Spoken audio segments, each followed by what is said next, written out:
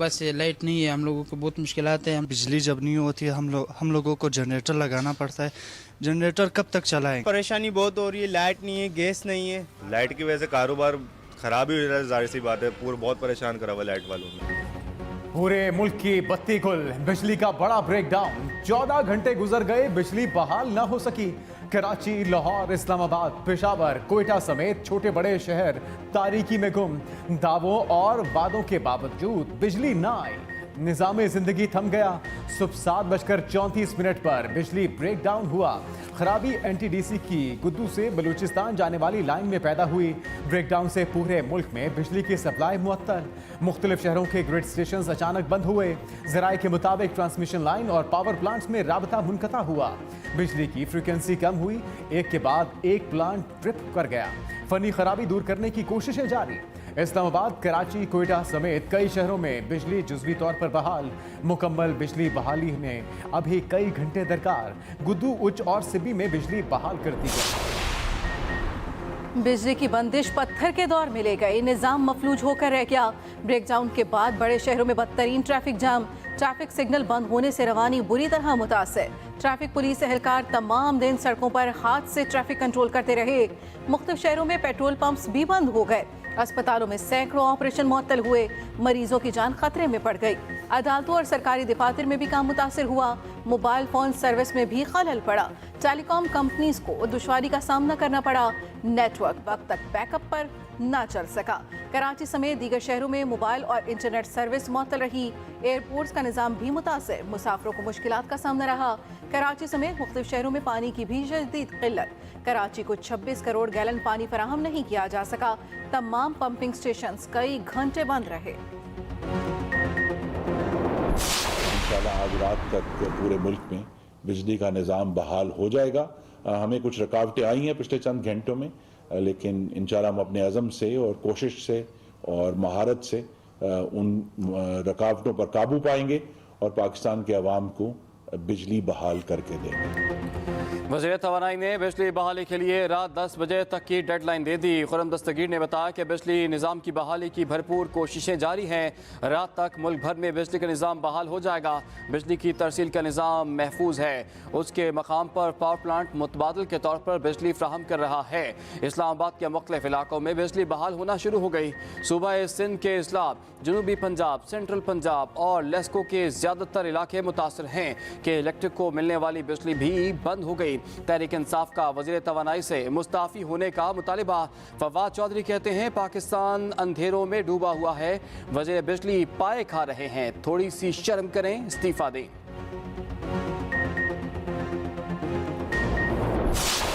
मैंने इतनी बददियानतदार election commission अपनी जिंदगी में नहीं देखी। हर फैसला इनका हमारे खिलाफ आता है। एक आदमी ने सबसे ज्यादा कोशिश की हमारी हुकूमत गिराने की, उसका नाम मोहसिन नकवी था। ये मोहसिन नकवी की अपॉइंटमेंट के ऊपर भी अदालत में जा रहे हैं। अब सब ने निकलना है कल से मैं इंशाल्लाह लाहौर निकलेंगे और फिर से मैं कह रहा हूं परसों हम पिंडी में निकलेंगे। मोहसिन नकवी का तकर्रुर नामंजूर। कप्तान ने कल से एहतजाज की कॉल दे दी। मोहसिन नकवी की तकर्रुरी के खिलाफ अदालत जाने का ऐलान।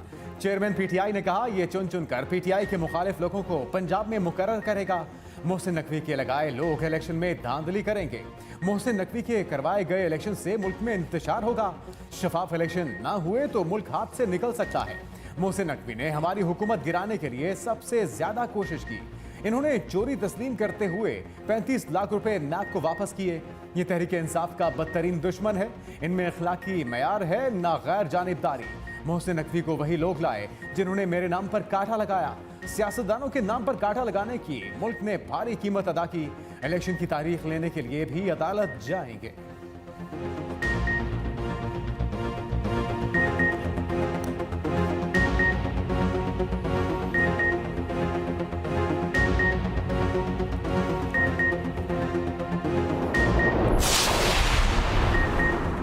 बड़ी देर कर दी मेहरबान आते आते। बिजली का ब्रेकडाउन सुबह 7 बजे हुआ।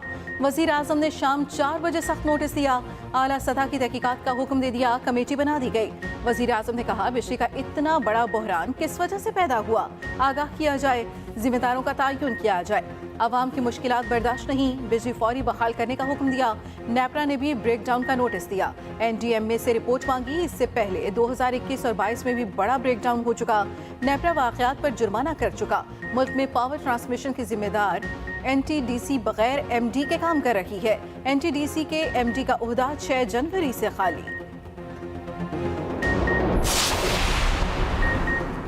गुद्दू पावर प्लांट मुल्क की पावर ट्रांसमिशन के लिए ब्लैक होल बन गया। प्लांट के हिफाजती सिस्टम की नाकामी से बिजली का मुल्कगीर ब्रेक डाउन हुआ। गुद्दू पावर प्लांट से गुज़श्ता साल भी मुल्कगीर ब्रेक डाउन हुआ था। गुद्दू से 2 लाइन्स बलूचिस्तान को बिजली फराहम करती हैं। एक लाइन में खराबी पैदा हुई। इस खराबी से NTDC का पूरा सिस्टम बैठ गया। गुद्दू पावर प्लांट का कोई मुस्तकिल CEO नहीं है। गुज़श्ता बरस के ब्रेक डाउन पर गुद्दू प्लांट के 7 अफसरान को नौकरी से बर्खास्त किया गया था। ये तमाम अफसरान अपने ओहदों पर बहाल हो चुके हैं। यही अफसर अब गुद्दू पावर प्लांट चला रहे हैं।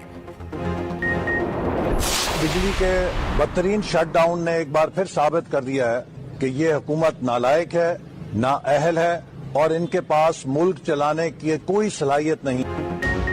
चेहरे नए, बहरान पुराने, मुतालबे भी बड़े बड़े। ये कोई पहला बिजली ब्रेकडाउन नहीं। नून लीग जब अपोजिशन में थी तो ऐसे ब्रेकडाउन पर कड़ी तनकीद करती रही। एहसन इकबाल ने तो हुकूमत से मुस्ताफी होने तक का मुतालबा कर दिया।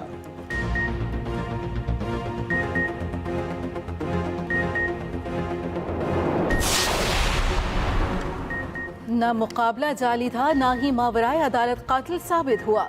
नकीबुल्ला महसूद कत्ल केस में राव अनवार बाइज्जत बरी। इंसदाद दहशतगर्दी अदालत ने पूरे 5 साल बाद फैसला सुना दिया। केस 23 जनवरी 2018 में दर्ज किया गया। चालान में 90 से ज्यादा गवाहों को शामिल किया गया। 51 गवाहों के बयान कलमबंद हुए। प्रोसिक्यूशन के 7 गवाह पुलिस को दिए गए बयान से मुनहरिफ हुए। अदालत ने 14 जनवरी को फैसला महफूज किया था। बरी होने के बाद राव अनवार ने कहा, झूठा केस अंजाम को पहुंच गया। मेरे साथ नाइंसाफी हुई, जज ने हमारे साथ इंसाफ किया।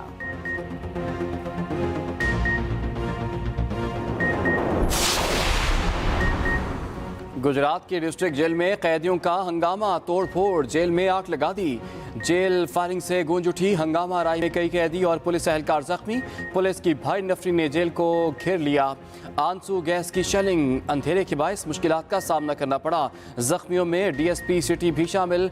RPO को कैदियों से मुज़ाकरात के लिए आना पड़ा।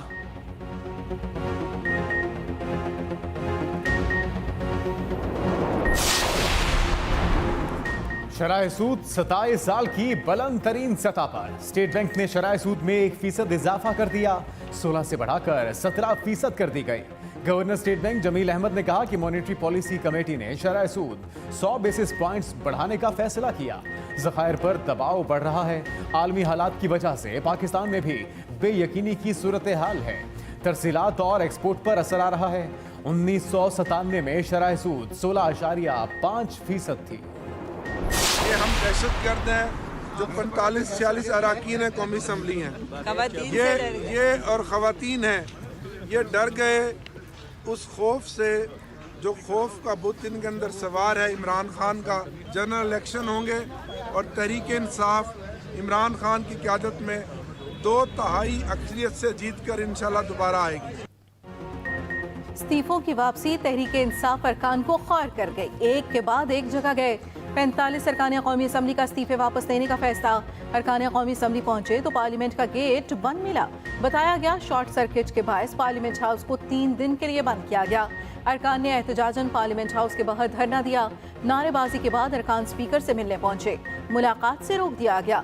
अरकान ने अलामती धरना दिया और इलेक्शन कमीशन का रुख किया। इलेक्शन कमीशन को 45 अरकान के इस्तीफे वापस लेने की दरखास्त दी। अगर स्पीकर इस्तीफे मंजूर करते हैं तो डी नोटिफाई ना किया जाए। आमिर डोगर बोले, ये इनकी बौखलाहट है। इमरान खान ने इनकी नींदें हराम कर दी।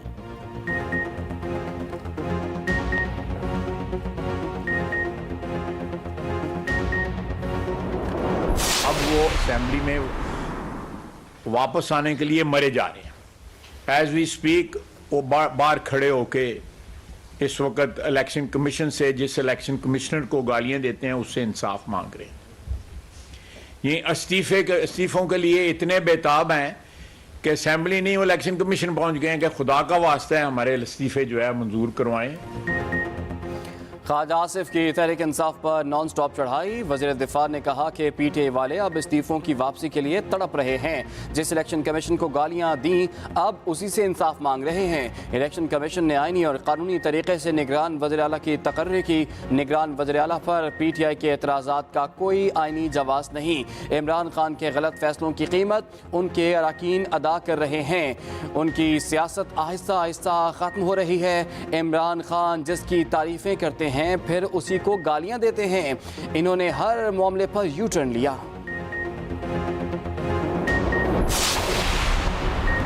स्पीकर कौमी असेंबली ने मजीद अरकान को डीनोटिफाई करने का मरासला नहीं भेजा। चीफ इलेक्शन कमिश्नर ने PTI को आगाह कर दिया। मुलाकात की अंदरूनी कहानी सामने आ गई। चीफ इलेक्शन कमिश्नर ने कहा कि मजीद अरकान को डीनोटिफाई करने का कहा तो आपकी दरखास्त पर गौर करेंगे। PTI अरकान ने निगरान वजीर आला से मुतल्लिक तहफ़्फ़ुज़ात कमीशन के सामने रखे।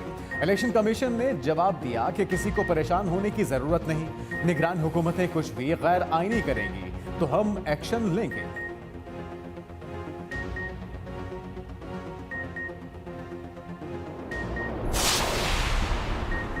कराची पोर्ट और पोर्ट कासिम पर फंसे कंटेनर्स के तमाम चार्जेस माफ कर दिए गए।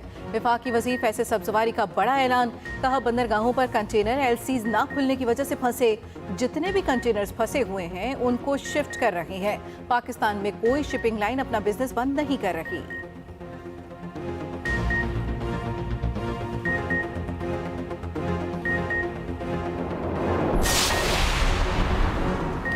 स्टेट बैंक ने मखसूस दरामदी सामान की पेश की मंजूरी की शर्त वापस ले ली।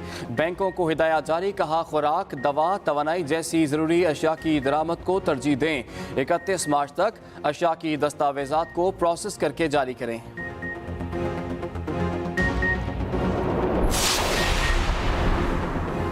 तख्ते पंजाब पर हुक्मरानी के लिए नून लीग ने कमर कस ली। वजीर आजम शहबाज शरीफ से वफाकी वज़रा की अहम मुलाकात। पंजाब में निगरान काबीना के नामों पर तबादला ख्याल। इलेक्शन में उम्मीदवारों के टिकटें लेने के हवाले से भी गुफ्तगू। वज़ीर इत्तलात मरियम औरंगजेब कहती हैं मोहसिन नकवी के निगरान वज़ीर आला बनने पर फॉरेन एजेंट तकलीफ में मुब्तला है। असल तकलीफ ये है कि ये तकर्री जादू टोने से नहीं बल्कि आइन और कानून के मुताबिक हुई। अब इलेक्शन होंगे, सिलेक्शन नहीं। निगरान वज़ीर आला पंजाब ने ओहदे का चार्ज संभाल लिया।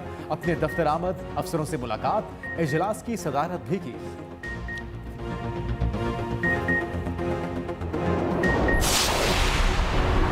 काफ लीग ने मोहसिन नकवी की तकर्री खुशाइन करार दे दी। तर्जुमान मुस्लिम लीग काफ ने कहा PTI कौम को गुमराह करना बंद करे।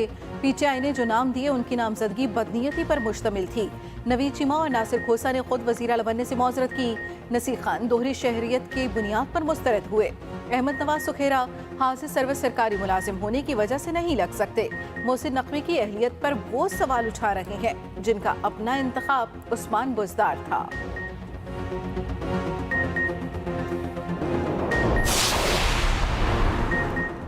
निगरान वज़ीर आला के तकर्रुर के साथ ही इलेक्शन कमीशन का एक्शन। पंजाब और खैबर पख्तूनख्वा में तकर्रुर तबादलों पर पाबंदी आयद। गाइडलाइंस जारी। तमाम तकर्रियाँ और तबादले इलेक्शन कमीशन की मंजूरी से मशरूत। नए तरक्याती मनसूबों के ऐलान पर भी पाबंदी। तरक्याती फंड मुंजमद। साबिक वज़ीर आला और वज़रा से सरकारी सहूलियात वापस लेने का हुक्म। साबिक सूबाई हुकाम से सरकारी गाड़ियाँ और इजाफी सिक्योरिटी वापस लेने की हिदायत। दोनों निगरान वज़ीर आला और काबीना एक माह में असासों की तफसीलात जमा कराने की हिदायत।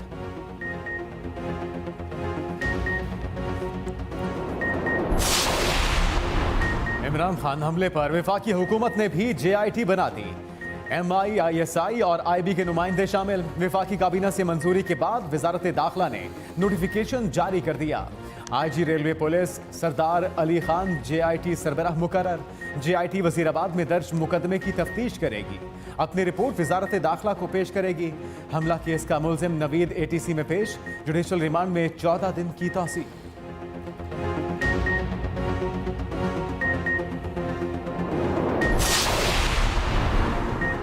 बन्नू के इलाके जानिकिल में दस्ती साख्ता बम से धमाका। ISPR के मुताबिक सिपाही गुलशेर ने जाम शहादत नोश किया। इलाके में क्लियरेंस ऑपरेशन जारी। शहीद की उम्र 24 बरस, ताल्लुक जिला खैबर से था।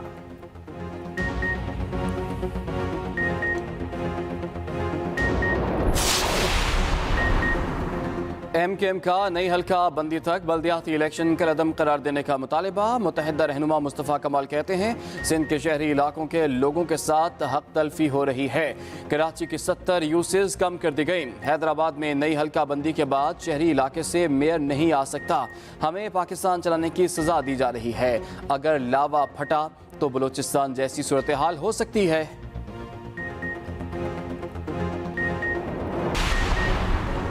आज़ाद कश्मीर में बर्फबारी की लंबी बारी। मुसलसल 4 रोज से बर्फबारी। वादी अलीपा का ज़मीनी राब्ता कट गया। केर में भी हर शहर सफेदी में छुप गई। ग्रेस सड़क 1 माह बाद भी न खुल सकी। वादी नीलम, ग्रेस, सरगन वैली की मुतादिद राब्ता सड़कें बंद। लोग घरों में महसूर। बालाकोट, शुगरान, कागान में भी स्नो फॉलिंग। शुगरान में 4 फुट और नारान में 6 फुट तक बर्फ पड़ चुकी। हिल स्टेशंस भी अंधेरे में डूब गए। सयाहती मकामात की रौनकें मांद पड़ गईं। मरी में मुकम्मल तौर पर बिजली बंद। इलाका तारीकी में डूब गया। बर्फबारी के बायस ट्रैफिक चलने में भी शदीद दुश्वारी। वादी कागान में भी बिजली की सप्लाई मुअत्तल। 3 फुट तक बर्फ में बिजली बंदिश से मामूलात जिंदगी मुतासर। मोबाइल सर्विस मुअत्तल होने से राबते भी कट गए।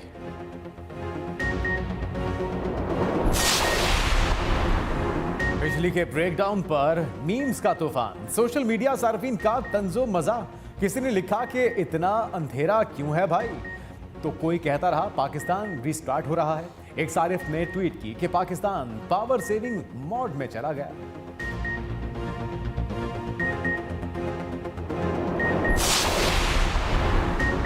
हारून रशीद नए चीफ सेलेक्टर मुकर्रर। Chairman PCB management committee Najam Sethi ने ऐलान कर दिया। स्पॉट फिक्सिंग में शामिल खिलाड़ियों को शामिल करने का इंदिया। बाबर की कप्तानी के हवाले से खबरों को बेबुनियाद करार दे दिया। कहा सिलेक्शन कमीशन के दूसरे अरकान का ऐलान मुशावरत से किया जाएगा। अफगानिस्तान के खिलाफ सीरीज अभी मुमकिन नहीं। शान मसूद को नए कप्तान बनाने के लिए सबसे मुशावरत की थी। उम्मीद है जल्द मिकी आर्थर के साथ मामला तय पा जाएंगे। मोहम्मद आमिर रिटायरमेंट वापस लेना चाहते हैं तो वो टीम में आ सकते हैं।